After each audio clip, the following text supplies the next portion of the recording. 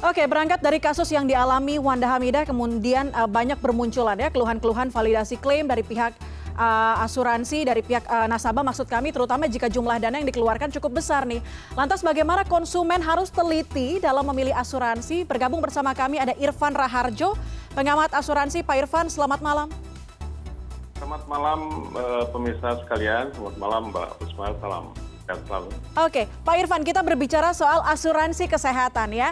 Ini menanggapi keluhan-keluhan para pemegang polis asuransi di lini masa soal kesulitan klaim asuransi. Merasa benefitnya tidak sesuai dengan premi atau apa yang mereka bayarkan dan sebagainya. Pak Irfan melihat ini seperti apa? Ya, kasus yang menimpa Wanda Hamidah itu saya kira merupakan puncak gunung es tentang bagaimana asuransi selama ini melayani nasabah melalui saluran si agen pemasaran maupun bank asuransi, sehingga yang terjadi adalah kurangnya komunikasi antara perusahaan asuransi dengan nasabah. Terbukti bahwa kali mengajukan keluhan namun tidak mendapat tanggapan, kemudian menuangkannya melalui chat. Ini yang kemudian timbul ketidakharmonisan kedua belah pihak. Namun yang harus disadari oleh nasabah dari semula harus mempelajari polis itu dengan teliti, dan ada masa tenggang dari perusahaan asuransi selama 14 hari sebelum nasabah menerima dari tanggungan itu. Jadi ada masa tenggang untuk bisa mempelajari itu. Tapi mengenai kasus Wanda Hamidah ini menunjukkan bahwa yang bersangkutan sudah menjadi nasabah cukup lama, tentunya harus ada prioritas, ada perlakuan yang khusus dari perusahaan asuransi terhadap nasabah, karena sudah sekian lama 12 tahun tidak pernah mengajukan klaim dan selalu tepat membayar premi. Tentu harus ada perlakuan yang lebih khusus seperti ini. Oke, Pak Irfan tadi menyentil soal komunikasi. Ketika ditawarkan produk asuransi, kadang terlalu banyak informasi yang diberikan oleh agen, sehingga konsumen mungkin agak kesulitan untuk memahami perjanjian asuransinya.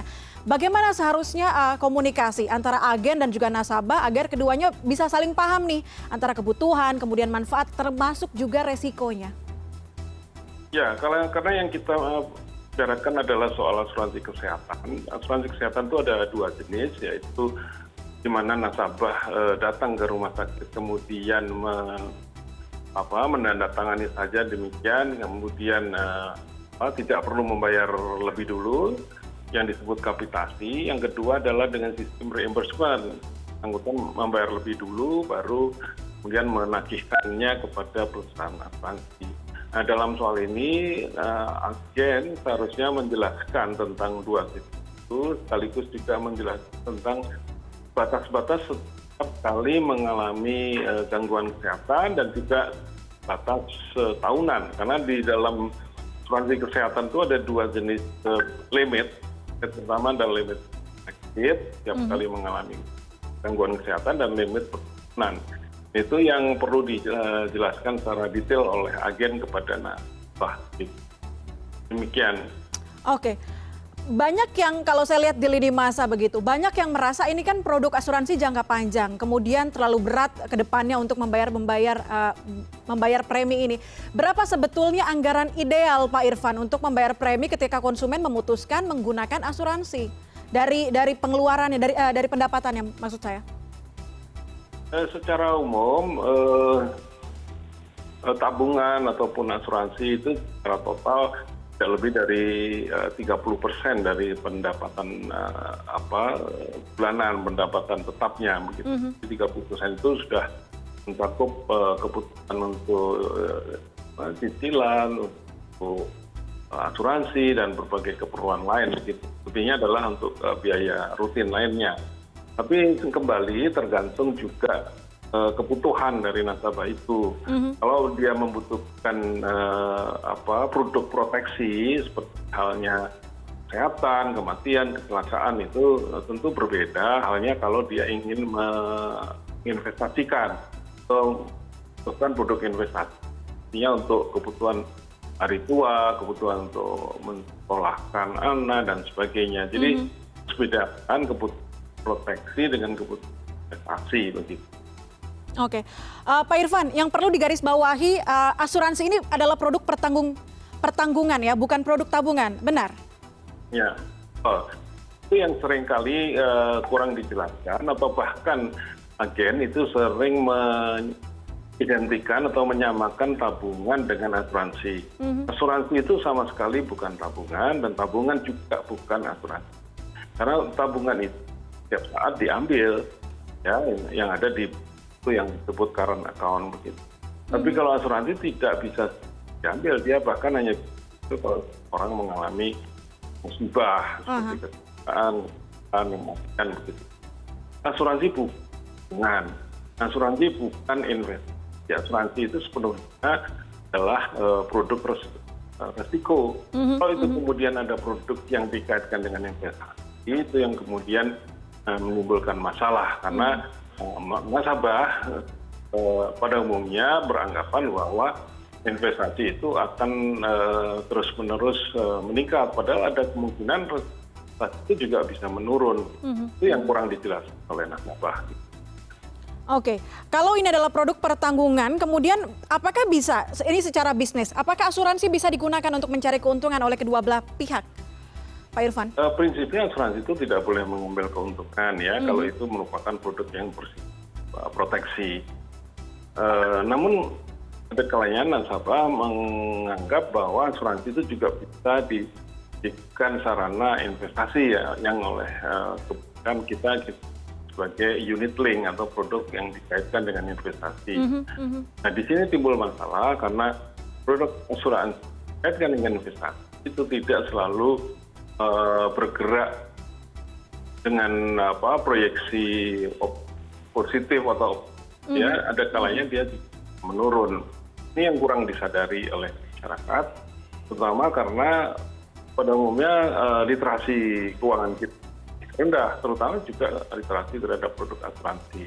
Jadi terhadap masyarakat yang membutuhkan rasa aman, ketenangan yang wujudnya adalah tabungan, tidak tepat untuk membeli produk yang dikaitkan dengan investasi.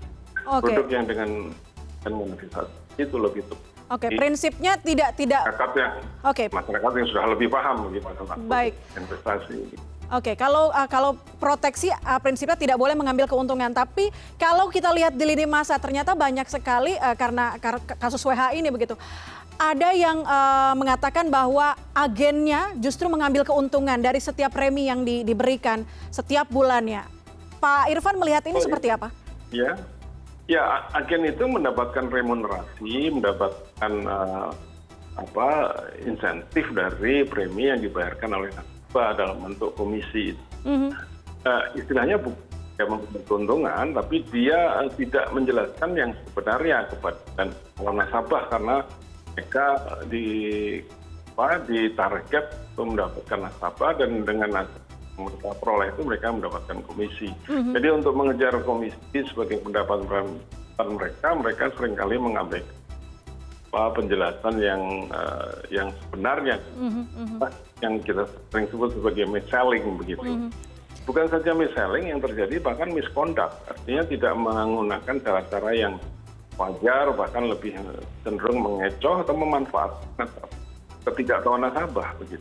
Oke, artinya ini yang harus diperbaiki, oknum-oknum agen seperti ini begitu yang harus diperbaiki oleh manajemen asuransi. Tapi kalau melihat kasus dari WH yang tadi juga Pak Irfan menyebut ini kayak puncak gunung es gitu, di bawahnya ternyata keluhannya cukup banyak yang timbul, banyak orang yang mengalaminya. Kalau melihat di situasi pandemi saat ini dengan adanya peningkatan dan juga layanan kesehatan di Indonesia, bagaimana kemudian pihak asuransi bisa meningkatkan penetrasi produk asuransi di Indonesia, Pak Irfan? Ya, sebetulnya dengan pandemi ini satu momentum peluang yang baik sekali dan itu sudah terbukti kesadaran masyarakat membeli produk asuransi itu menjadi meningkat, itu terbukti dengan